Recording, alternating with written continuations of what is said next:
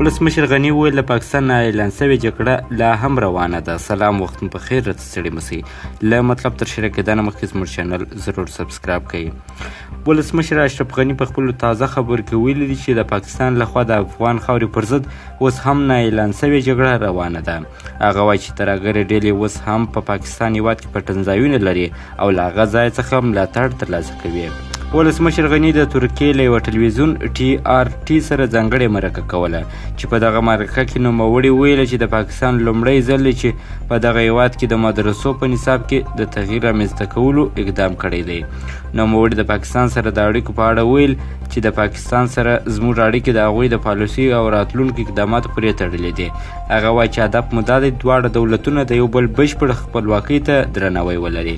ولسمشر غني هم دغه راز پاکستان ته د خپل سفر په اړه ویل چې پاکستان د خپلو پخوانیو پالیسۍ څخه هیڅ ګټه نه ترلاسه کړې بلکې د دغه پالیسۍ بیه پرې کړې ده. دا یادونې وړ ده چې ولسمشر غني څه موده مخکې د پاکستان د لومړي وزیر عمران خان په بلنه دغه هېواد ته سفر کړی و او په اسلام آباد او لاهور کې د سیاستوالو په ګډون د افغان کډوالو او تجارانو سره هم لیدنې کړې وې.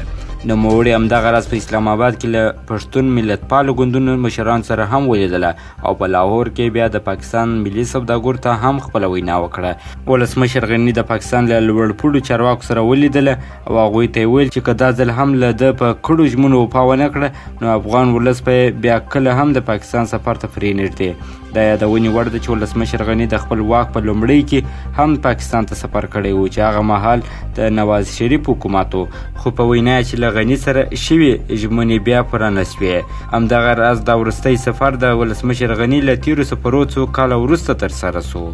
دا مطالب مو همدومره وه. تاسې هم د پاکستان په اړه خپل نظرونه ضرور راته شریک کړئ. که مطلب خوښ شوی وي ضرور یې لایک او شیر کړئ او د دغسې ښکلو او تازه مطالب لپاره زموږ چینل هم سبسکرایب کړئ. تر بل مطالبه تاسې ټول ته ښه وخت او خدای په امان.